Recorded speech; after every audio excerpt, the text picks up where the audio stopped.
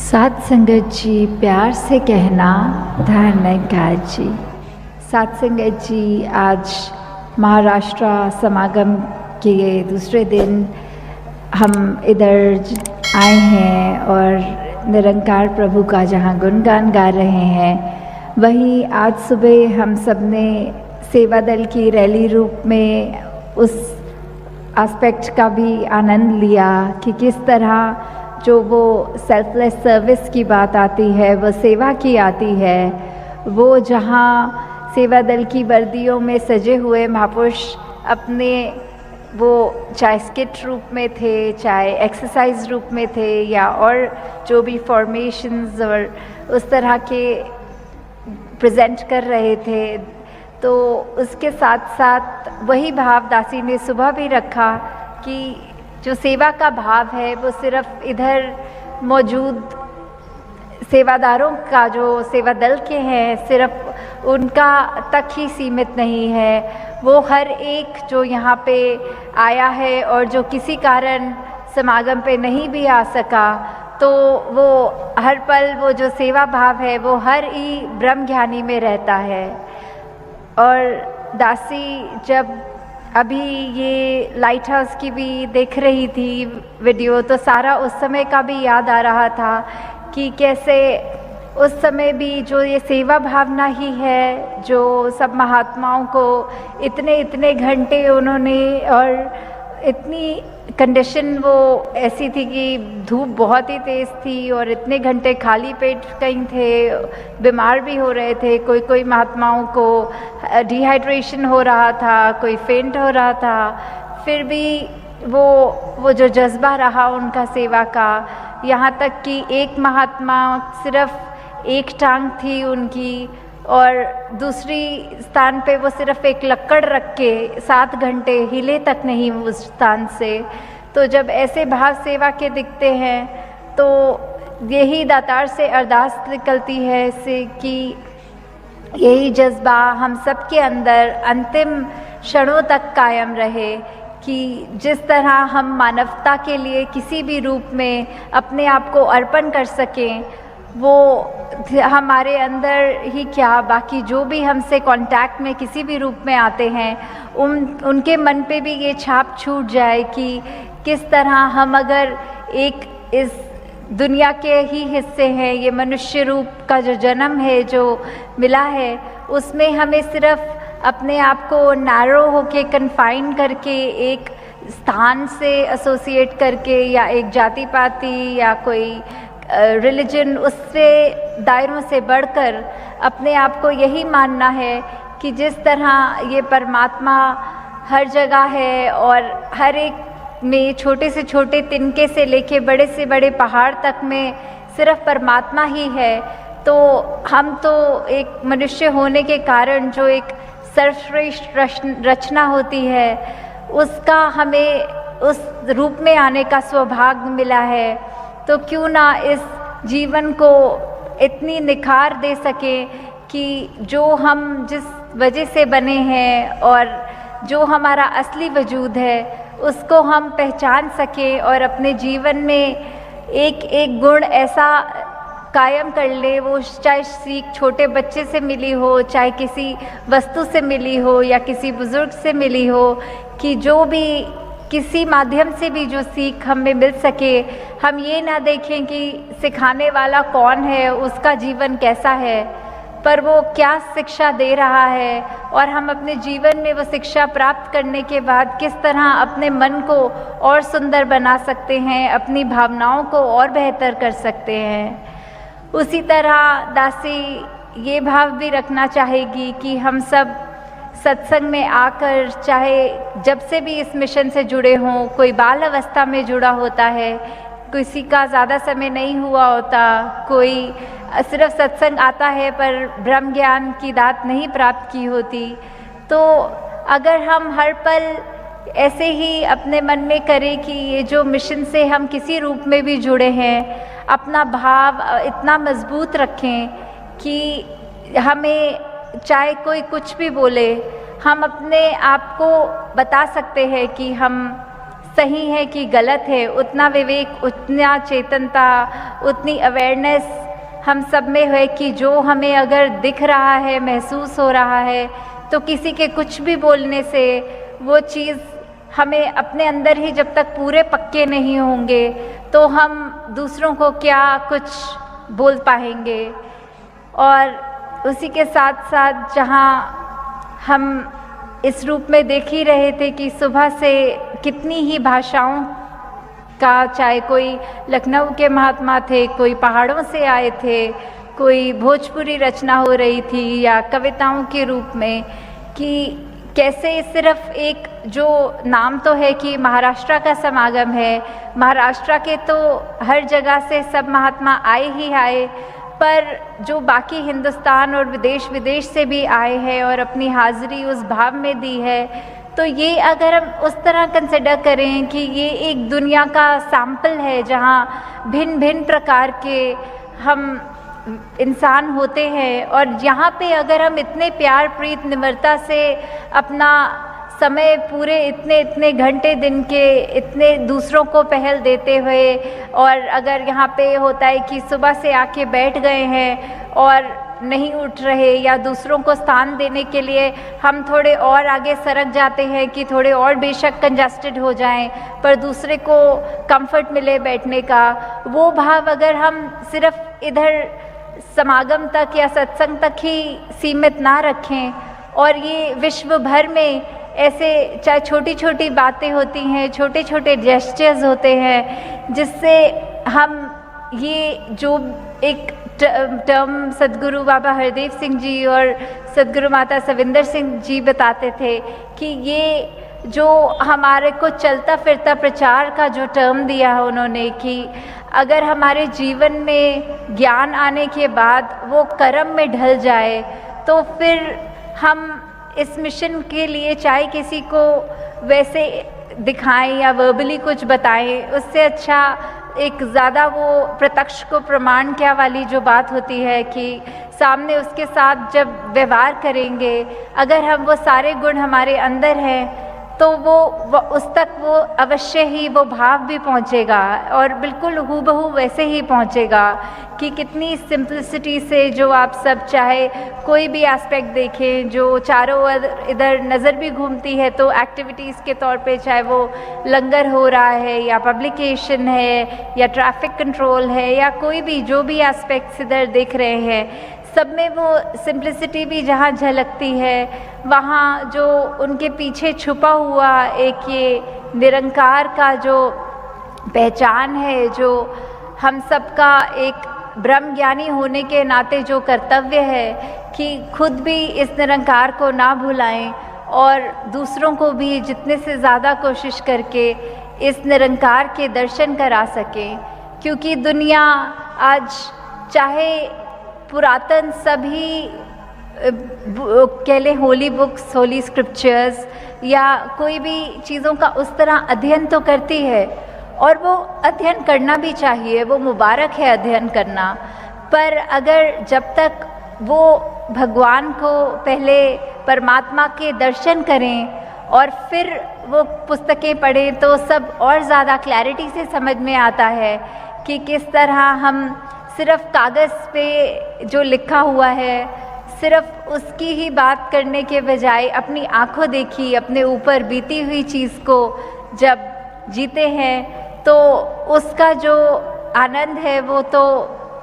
स्वयं आनंद लेकर ही पता सकेगा, वो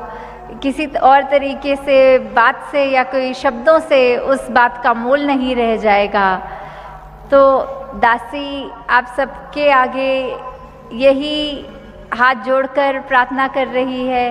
कि जो मिशन के सिद्धांत हैं वो हमें अपने अंदर तो डालने ही है, चाहे वो हम कोई भी पकड़ ले, एक हार्मनी इन वननेस की बात आती है या फिर एक यूनिटी इन डाइवर्सिटी की बात आती है,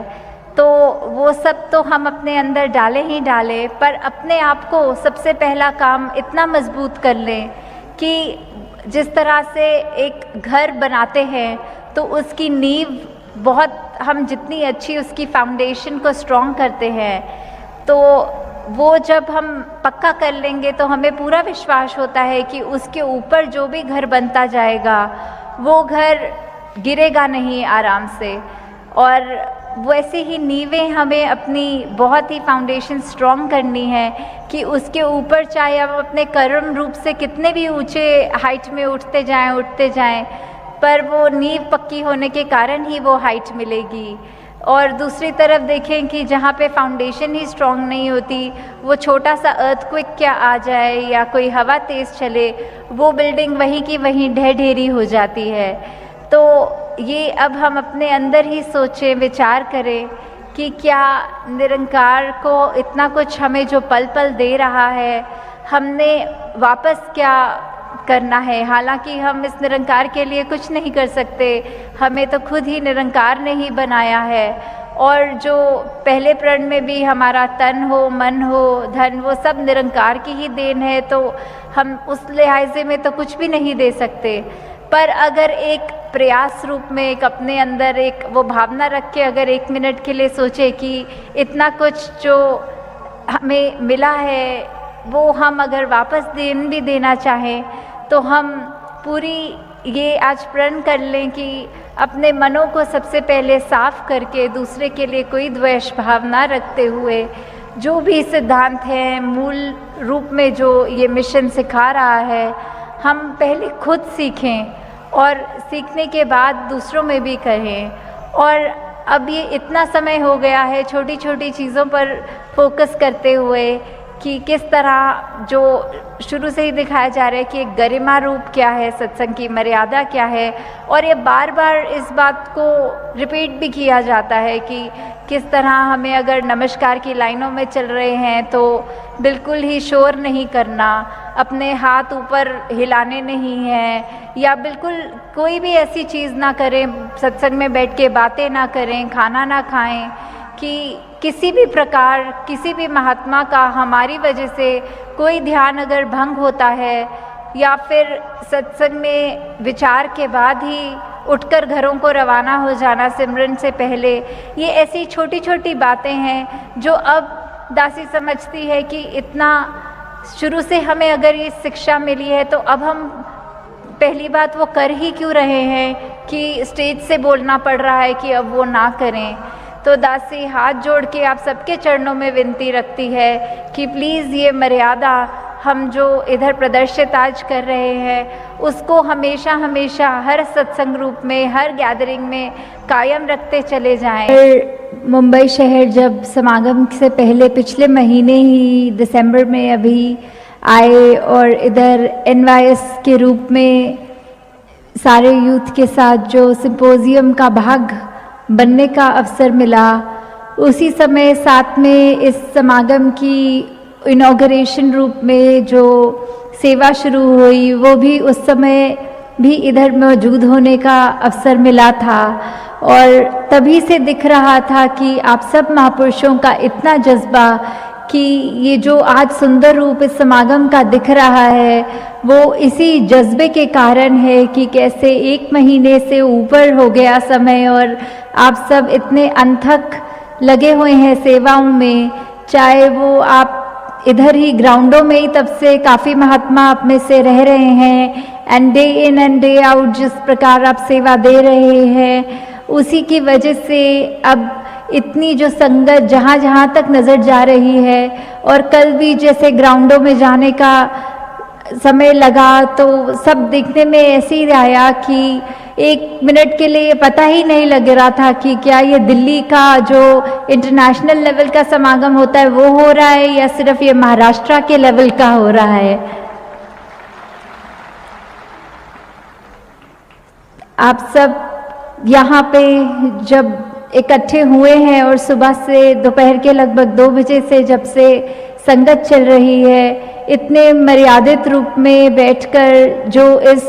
निरंकार प्रभु के साथ अपनी लिव जोड़कर जो गुणगान कर रहे हैं और शांतिपूर्वक जो भी स्टेज से वक्ता बोल रहे हैं, चाहे वो कविता, गीत, स्पीच, कोई भी माध्यम से बोल रहे हैं, कोई भी भाषा का सहारा ले रहे हैं, पर जो बात कर रहे हैं वो इस अविनाशी, इस विठल, इस पांडुरंग के ही कर रहे हैं बात कि किस तरह हम सब इसी के ही भाग हैं। और ये जो कादर और कुदरत की बात होती है कि ये जो क्रिएटर और क्रिएशन की बात है कि किस तरह हम हर एक के अंदर जो ये रोशनी, ये रूह बोलते हैं या इसको आत्मा बोल ले, ये सब है तो इस परमात्मा का ही अंश। और हमें कैसे अपने उसी अंश की ओर ले जाने के लिए ये जीवन काल में जो समय मिला है, उसी में हमारे पास ये अपॉर्चुनिटी है, ये संभावना है कि हम अपने असली रूप, अपनी आप को किस तरह पहचान सके, ताकि हमें बाद में ये भी पता हो कि हम कहाँ से आए हैं और कहाँ मिलना है। हमें इस मिशन में जो जो भी सीखने के को मिला है, चाहे वो ये एक ही मैसेज है, जब वो पुराने समय से लेके आदिकाल से लेके आज तक मैसेज तो वही है, बस वो रूप बदल लेता है। उसी तरह जैसे एक बात होती है कि एक बोल होते हैं और एक कर्म होते हैं, या फिर एक ज्ञान और एक कर्म की बात आती है। तो उदाहरण के तौर पे अगर दो व्यक्ति हैं और वो एक ही बात कर रहे हैं, पर एक जो बात कर रहा है उसको उसके कर्म भी उसी तरह उसी डायरेक्शन में है, और दूसरा व्यक्ति बात कुछ कर रहा है पर उसके कर्म बिल्कुल ही उलट हैं। तो ये जाहिर सी बात है कि ये सम्मान उसमें किसका होगा, कि अगर हम देख रहे हैं कि कोई अच्छी बात करके अच्छा कर्म कर रहा है या सिर्फ अच्छी बात कर रहा है और कर्म दूर हो रहे हैं, तो जो मन में इज्जत सम्मान जो आएगा वो उसी व्यक्ति के लिए आएगा जो बोली और कर्म दोनों में सेम ही हो। वही बात आगे ये आती है कि हमें किस तरह की भक्ति करनी है। क्या हमें अपने सिर्फ बोलों तक ही बात करनी है कि सत्संग में आए, श्रवण किया और काम खत्म, या फिर वो आगे जाके अपनी ज़िंदगी में उसको इम्प्लीमेंट करते हुए उस रूप में भक्ति करनी है। और उसी तरह आगे अगर ये ज्ञान और कर्म की जहाँ बात आए कि ये बात नहीं है कि जब हमारी पूरी उम्र बीत रही है, चाहे हम कोई भी एज के हैं, तो हम ये कहें कि हमने ज्ञान तो ले लिया है तो हमारा पार उतारा अब निश्चय है।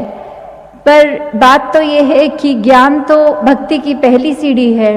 जब हमने ज्ञान लिया, क्या हम उसको बाकी की ज़िंदगी अपने कर्म में उतार रहे हैं, या हम उस ज्ञान को भूल रहे हैं, और जो बिल्कुल जिस मालिक ने हमें जिस इंसान के शरीर में बनाया ताकि हम ये ह्यूमन क्वालिटीज़ याद रख सकें, क्या हम उन क्वालिटीज़ के साथ निरंकार को हाजिर नाजिर मानकर ही अपना जीवन चला रहे हैं, या अपनी मन मर्जियाँ और मनमत के अनुसार चल रहे हैं। वही बात कि एक पक्षी होता है जिसके दो विंग्स होते हैं, अगर उसका एक विंग ही हो तो वो उड़ नहीं सकता, दोनों पर ज़रूरी हैं उसको उड़ने के लिए। वही ज्ञान, वही कर्म, वही बोल, तो ये किस तरह अपनी ज़िंदगी में एक एक बात जो ज्ञान की अपने बोलों में कर्म रूप में जब तक निकल के ना आए तो सब एक का एक धरा ही रह जाता है। उसी तरह जैसे बहुत ही हमारे चाहे मिशन की बात लें या युगों युगों से जो संत महात्मा महापुरुष जो एक हमें मैसेज दे रहे हैं, वो सदैव से ऐसे ही रहे हैं कि हम किस तरह ना कि सिर्फ अपने आप का अपना मन हमेशा शुद्ध रखें, एक सुगंधित रखें, बल्कि चारों ओर हम वो सुगंध, वो खुशबू कैसे फैला सकते हैं, वो हमारे ऊपर ही है कि हम किस कैटेगरी में आए, कि हम दूसरों का सुख चैन छीनने वाले बने, या हम अपनी लाइफ में कुछ ऐसा करें कि हम दूसरों के लिए किसी प्रकार का भी उनके सुख के लिए या थोड़ा कंफर्ट दे सकें। ये चेतनता, ये विवेक, ये हम सबके अंदर है। क्या हम उसका प्रयोग सही तरह कर रहे हैं या उसको भी एक नेगेटिव तरफ ले जा रहे हैं और दुरुपयोग कर रहे हैं? ये सब हमको इंट्रोस्पेक्ट करना है और देखना है कि एक एक पल जीवन का जो इतना कीमती है वो हमारा किस ओर चल रहा है। और जिस तरह भाव हमेशा इस निरंकारी मिशन के रहे हैं कि वो यूनिवर्सल ब्रदरहुड की बात हो, या अनेकता में एकता की बात हो, या वो हार्मनी इन वननेस की बात हो, या वो ऐसा हो कि अपने जीवन में विनम्रता, विशालता, ब्रॉड माइंडेडनेस, काइंड लव, ऐसे ऐसे जो भी वर्च्यूज़ होते हैं उसी पर आधारित होकर अपने जीवन काल की हमें यात्रा को चलाने की बात जहाँ होती है, वहीं साथ ही साथ इस ब्रह्म ज्ञान की ओर इशारा करते हुए भी ये हमेशा हमें याद कराते हुए बात है कि किस तरह हम इस अविनाशी को आसपास हमेशा देख रहे हैं कि नहीं, ज्ञान प्राप्त करने के बाद भी क्या ऐसा तो नहीं कि हम इस दुनिया में इतने मगन हो गए हैं कि अपने असली स्वरूप को इग्नोर कर रहे हैं और हमने प्रायोरिटी अपनी लाइफ की कुछ ऐसी बना ली है जो बिल्कुल क्षण भंगुर है और कुछ समय ही हमारे खुशी का कारण बन रही है और बाद में उसने अलोप हो जाना है। उससे ध्यान हटा के अगर हम जो एक स्थिर एक ये निरंकार पे जोड़ेंगे तो अवश्य ही हमारा भी इस निरंकार के जैसा ही स्वभाव भी बन जाएगा। और इसी के साथ दासी ये अरदास भी करेगी कि जिस तरह हमें पल पल बचपन से ही ये संगत में सीखा है कि हर एक का सत्कार, हर एक के लिए जो भी भाव है मन में, वो हमने कभी भी उन अपने दिल में किसी के लिए मनमुटाव अगर है भी तो अरदास करके उसके पास जाकर, चाहे अगर हो सके तो आमने सामने बैठकर बात करके उसके मनमुटाव दूर करें, ताकि ये जो बात सिर्फ वर्ड्स की ही ना रह जाए कि ये भाईचारे का हमारा मिशन है, पर हम इस मिशन के अंदर रह रहे हैं तो भी हम आपस में अपनी बिल्कुल कोई ऐसी बात ना आने दें मनों के जो दूरियां पैदा करें। और जिस तरह से हमें ये भी शहंशाह जी के युग की बात ले लें कि किस तरह उस समय का बात जो एक सतवचनी युग कहा गया है, वो युग और आज की डे में क्या फ़र्क है, वो यही है कि किस तरह पहले सब एक दूसरे की बातों पर जो भी हुक्म की तरह लेते थे कि एक संत ने भी अगर कुछ अच्छी बात की है तो सतवचन है वो बात और उनके बोलों पर फूल चढ़ाए हैं। उसी तरह चाहे वो अभी बार जिक्र भी हुआ था कि किस तरह जो एक भोग की भी बात है कि अपनी थाली में जो भी खाना परोसा गया है पहले सामने वाले के मुंह में वो एक गिराई डालनी है और फिर अपने आप को खाना है। उसी के साथ साथ जो चरणों पर हम एक धन्यंकार का रूप करते हैं वो भी अपने मन से बिल्कुल अपना अहंकार खत्म होते करके एक समर्पित रूप में, एक सरेंडर के भाव में हम दूसरे के चरण में, इस शरीर दूसरों के शरीर में भी ये निरंकार को ही देख रहे हैं। उसी के साथ साथ हमें जीवन में अपने ये भी देखना है कि हमारा जो भी परिस्थिति आ रही है, जो भी सिचुएशन में हम हैं, वो सिचुएशन इस निरंकार दातार की दी गई है और उस वजह से क्योंकि निरंकार पूरा है, निरंकार का सब काम पूरा है, तो वो सिचुएशन कभी गलत या रॉन्ग नहीं हो सकती। हमारे अपना विजन छोटा होता है, हमें देखने में लगता है कि अभी जो भी हो रहा है वो हमारे साथ अनफेयर हो रहा है, गलत हो रहा है, इस तरह नहीं होना चाहिए था, इस तरह होना चाहिए, मैंने किसी के साथ बुरा नहीं किया तो दूसरा मेरे साथ क्यों बुरा कर रहा है। अनेकों इस प्रकार की स्थितियां जब आती हैं और हम अंदर से कंप्लेन करते हैं तो हम अपने जीवन को और अच्छा कैसे कर सकते हैं? वो ऐसे ही कर सकते हैं कि अगर तो हम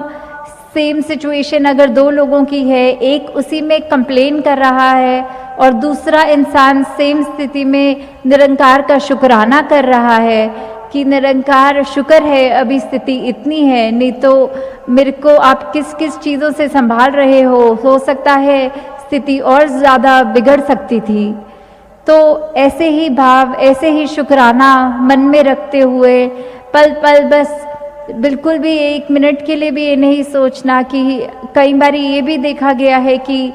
अभी जैसे यूथ सिंपोजियम हो रहा था, कई कई सवाल महापुरुष ऐसे भी उसमें पूछ रहे थे कि उनका कद छोटा है या उनकी शक्ल अपीयरेंस में कोई स्किन के ठीक नहीं है, थोड़े निशान हैं। तो वो जो बात है कि निरंकार का ही दिया गया शरीर है, निरंकार की ही दी गई हाइट है, तो उसको कभी मन में ऐसा नहीं लेना कि हम सब दूसरों से उस मामले में छोटे हो रहे हैं या एक इन्फीरियर हमें फील हो रहा है, कोई कॉम्प्लेक्स आ रहा है। जो निरंकार ने दिया, जिस जिस को जैसा बनाया, निरंकार की कोई भी क्रिएशन खराब नहीं होती, उसी तरह सभी अपने आप में खूबसूरत हैं। कई ऐसी अरदासें भी करते हैं कि हमारी शादी हो गई है और हम निसंतान हैं, तो उसमें भी कोई ऐसी बात सोचने की है ही नहीं कि ये भी निरंकार की रज़ा है। तो मन में सब अपने ऐसे चीज़ों से ऊपर उठ के कि निरंकार ने जो दिया है बस निरंकार का ही है, हम उसकी संभाल कर पाएँ और अरदास रूप में सिर्फ निरंकार का शुक्रिया ही करें। तो दासी ज़्यादा समय नहीं लेगी क्योंकि 9 बजे तक का ही समागम था और लगभग 9 बज गए हैं। तो कल फिर आप सबके जिस प्रकार यहाँ दर्शन होंगे और फिर यही निरंकार की चर्चा हो रहेगी, कल भी परसों भी, और उसके बाद अगले दिन मास मैरिजेस भी हैं सुबह। तो निरंकार आप सब पे यही कृपा करे कि पल पल हम निरंकार को अंग संग मानते हुए अपने जीवन को व्यतीत करें। साथ संगत जी, प्यार से कहना, धन निरंकार जी। Subscribe to channel and you can also click on the bell icon to get all notifications for all new videos and updates.